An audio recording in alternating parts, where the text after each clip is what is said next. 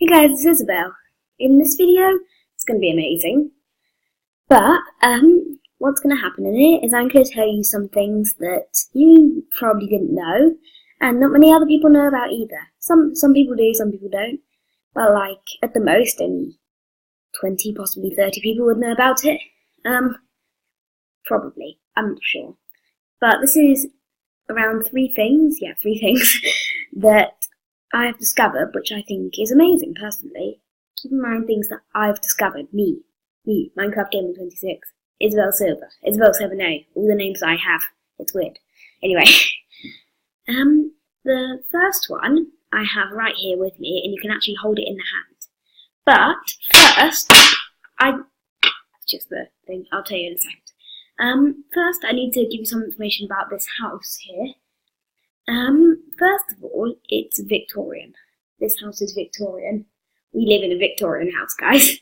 And we had our shed out that way renovated. That used to be Victorian, and now, well, isn't because it got renovated about 2 years ago. It was supposed to happen around 4 years ago, where the builders were so delayed that, yeah. It's been done in around 2015, maybe 14, I'm not sure. I can't remember. But there was some amazing discoveries that I found underneath the pavilion, which is what we call it, when it got renovated. Some crazy stuff. There were a lot of fox bones, but that's mainly because we used to have foxes living under the pavilion. But the first one is actually going to be multiple, but I found it at the same time because of the same thing, so I'm going to count it as one. The first thing is this handle of a knife. There isn't actually the pointy bit in it, but it's a handle of a knife, which is, I'd say, it's pretty good considering it's made out of wood and it stayed in such good condition since the Victorian times. Okay, and the next thing, that's still on the first one, keep in mind, is this. You might be wondering what this is. It's a Victorian hoe. This is literally a Victorian hoe. It's amazing, isn't it? I don't know. It's probably one of the most detailed things I found. Not most amazing, but most detailed, probably. Yeah, let's move on to the next one, which I have with me right here. Right. This one is a key that I found under the old pavilion. I'm really annoyed with myself because when I was trying to clean it up, I accidentally snapped off the top. This was very annoying. But about 3 days later, I found a keyhole under the pavilion, quite a bit away from it, like all the way on the other side. On one side we have a wall, on the other side we have a patio. So I found the key on the side with the wall, but all the way on the other side with the patio, the builders had to dig out some roots, and underneath those roots there was a keyhole, and believe it or not, it completely fits. So that's pretty amazing. Right then, let's move on to the second one. Okay guys, we actually had to go in the garden for this one, because this is the new renovated pavilion. The old one used to be really ugly, trust me. Anyway, so this is what we figured out after around a month. Is called a mop sink. It's like kind of a thing that you used to put your mops in, like mop for the floor. Don't know if that's just an English word or not. Sounds English though, very English. Anyway, and it's what in the Victorian times they used to put their mops in. Shout out to my auntie Sam because she's the one who figured that out. Sam, if you're watching this, thank you. And now we're using it as like a massive flower pot, but I can still show you guys. Hang on, let me bring my laptop down here. This is it, this entire pot. This whole thing, hang on, I need to get my laptop still. This was found under the pavilion. The builders weren't going to dig it up, but they had to because we couldn't fit they couldn't get the foundations in because it was right in the way. We originally thought it was a normal sink or possibly a toilet or a pipe. Originally we thought it was a pipe because we could only see a bit of it, but we figured out what it is now, and we literally have found that underneath the pavilion. Anyway, let's move on to the next one. I'm going to teleport back to my chair. You ready, guys? Oh, no, wrong place. Oh, so close, just over there. Okay, come on, let's try again. There we go, back in the chair. Took a while, didn't it? The final one, I can't show you, I'm afraid, because, well, I can't exactly bring a shipwreck back home. Yes, guys, I have seen a shipwreck. Not in a museum or anything, one that people haven't put in a museum or anything like that. I don't know how many people know about this. It was in Greece, in a place called Megatia Beach, and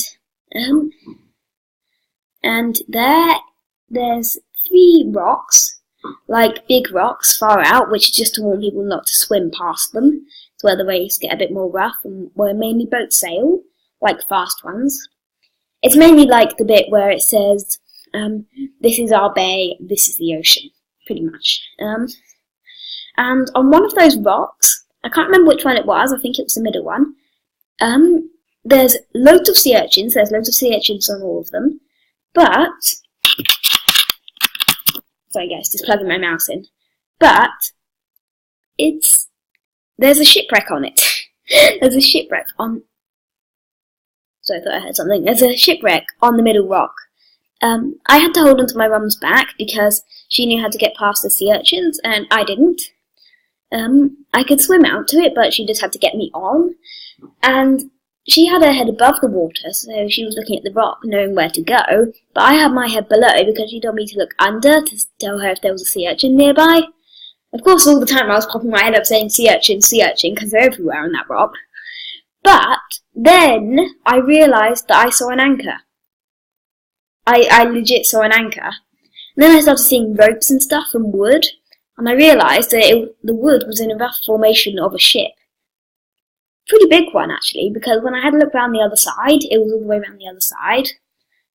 And it was pretty amazing, I have to admit, when I saw that.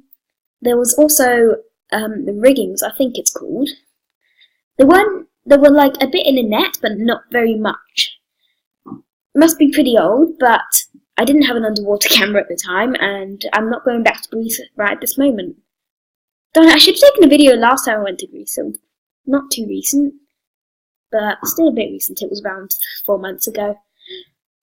I'll show you guys next year. We might go back this year, but probably not. It's probably going to be too cold. I mean, after all, it's already November. Anyway, I'm going to get off of the subject of what month it is, and I'm going to move on. So, I literally saw a shipwreck. I would say a wild one, but I think that's the word for animals. One that hasn't been disturbed by humans.